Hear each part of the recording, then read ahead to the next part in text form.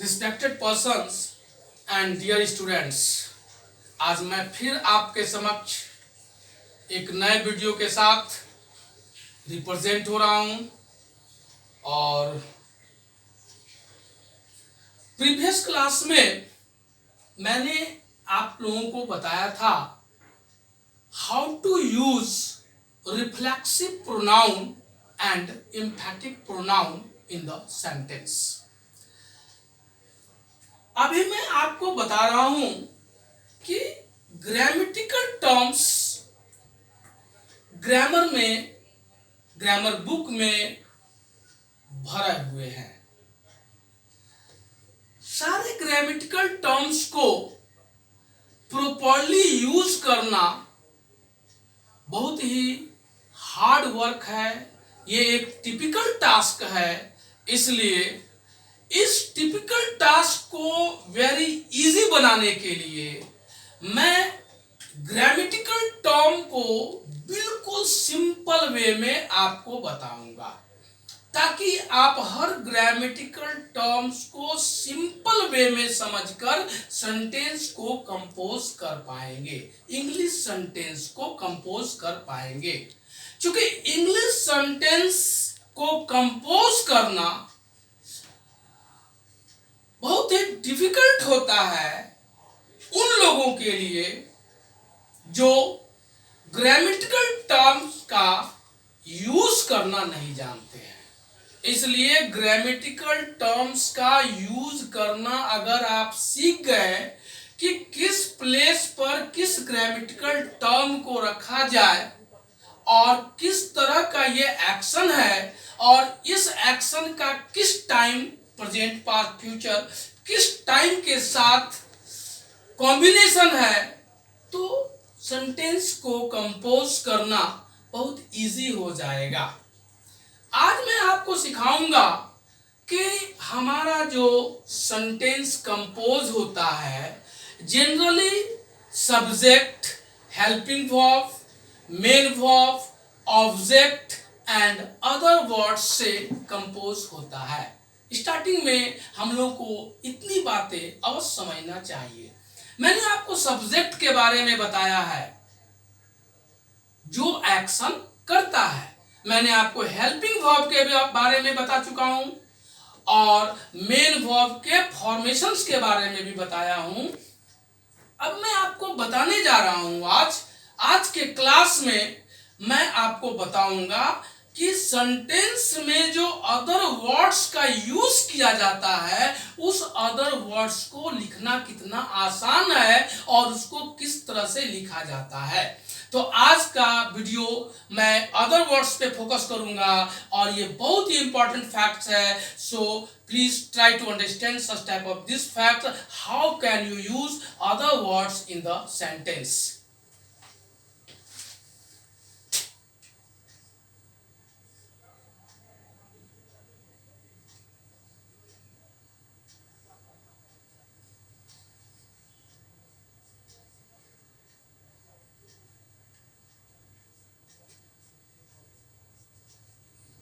Other words.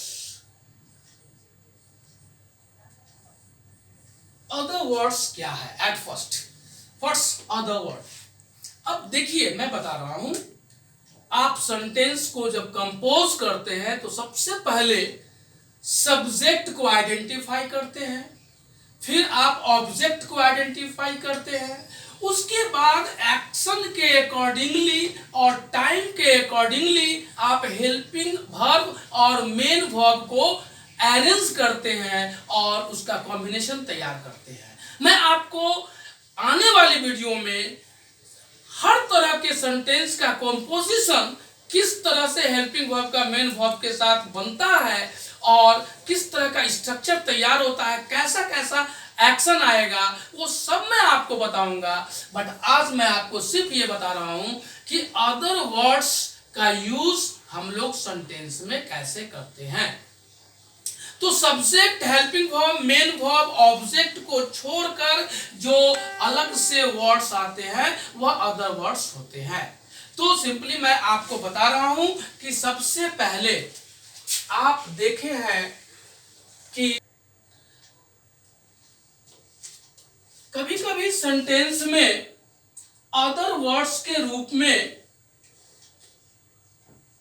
Noun या pronoun के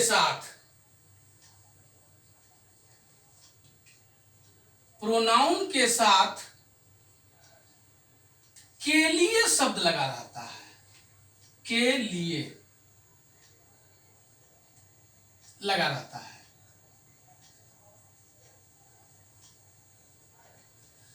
अब ऐसे सेंटेंस, ऐसे अदर वर्ड्स को इंग्लिश में लिखने के लिए हम लोग फॉर का यूज करते हैं। For plus noun oblique pronoun, noun oblique pronoun. अब जैसे सपोज मुझे लिखना है मैं राम के लिए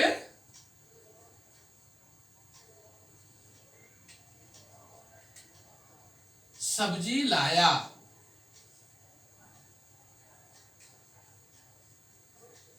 अब आप ध्यान से देखिए, ये सब्जेक्ट है, आप देख रहे हो कि ये सब्जेक्ट है और ये ऑब्जेक्ट है और ये लाना वर्ब है और ये सिंपल पास्ट एक्शन है। मैं एक्शन बाद में बताऊंगा, मैं सारे स्ट्रक्चर की बात करूंगा, बट अभी मैं सिंपली अदर वर्ड्स के लिए मैं यूज कर रहा हूं। मैं राम के लिए सब्जी लाया, ये राम के लिए अदर वर्ड्स हो गए। और ऐसे वर्ड के लिए हम लोग फॉर प्लस, अब सपोज देखिए फॉर प्लस नाउन प्रोनाउन कैसे यूज करेंगे। जैसे मैंने लिखा I brought, I brought vegetable for Ram. यहां पे मैंने फॉर प्लस नाउन यूज किया। अगर सपोज यहां पे राम के जगह पे अगर कोई प्रोनाउन यूज मैं करता, जैसे सपोज मैं आपके लिए सब्जी लाया, तो यहां पे फॉर यू, इस तरह से। और अगर मान लीजिए मैं यहां लिखता उन लोगों के लिए, उन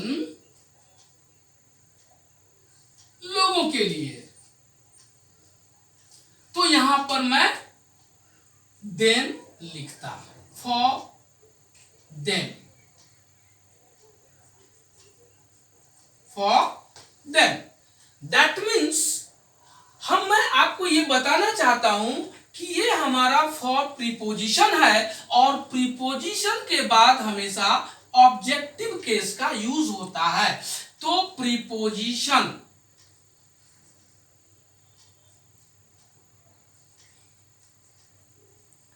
के बाद ऑब्जेक्टिव केस का यूज होता है, ऑब्जेक्टिव केस का यूज होता है, इसलिए मैंने यहां फॉर देम लिखा।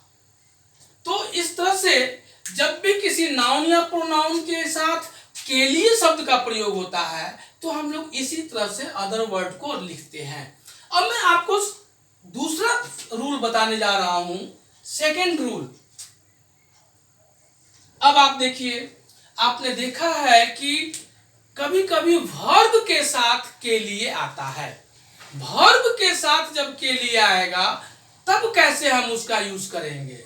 अब देखिए, अदर वर्ड्स में भी वर्ब होता है और उस वर्ब के साथ जब के लिए वर्ड का यूज होगा, वर्ब के साथ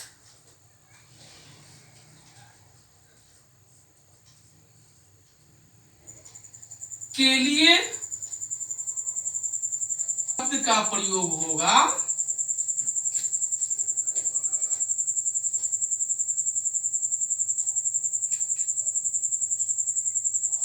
तो उसे इंग्लिश में दो तरह से लिखा जाएगा, दो तरह से लिखा जाएगा। जैसे देखिए, मैं एक सेंटेंस लिख रहा हूं कि मैं पढ़ने के लिए उस कमरे में गया।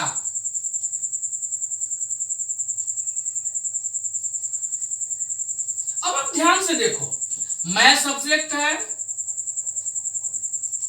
यहां पे जाना वर्ब हो गया, और यहां पे उस कमरे में और पढ़ने के लिए यहां पे दो अदर वर्ड्स आ गया, उस कमरे में। अब यहां पे देखिए, पढ़ने के लिए यहां पे वर्ब के साथ के लिए लगा हुआ है, चूंकि ये अदर वर्ड्स है। तो ऐसा वर्ड जब रहेगा तब हम लोग उसे इंग्लिश में कैसे लिखेंगे? या तो लिखेंगे 2+V1, या तो फिर लिखेंगे 4+V4। तो इसे दो तरह से लिखा जाता है। जैसे मैं लिख रहा हूं I went in that room, I went in that room। किस लिए गया? पढ़ने के लिए गया। तो मैं यहां लिख सकता हूं to read, I went in that room to read। या फिर मैं इसे लिख सकता हूं I went in that room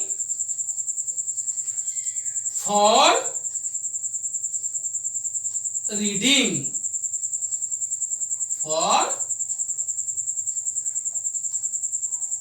reading, I went in that room for reading। इस तरह से, इस प्रकार आप देख रहे हैं कि अदर वर्ड्स को लिखने का भी एक सिस्टम होता है।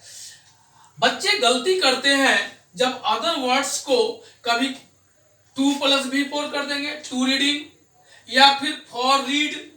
ये गलत होता है, इसलिए इसको प्रॉपरली, अदर वर्ड्स को प्रॉपरली लिखना चाहिए।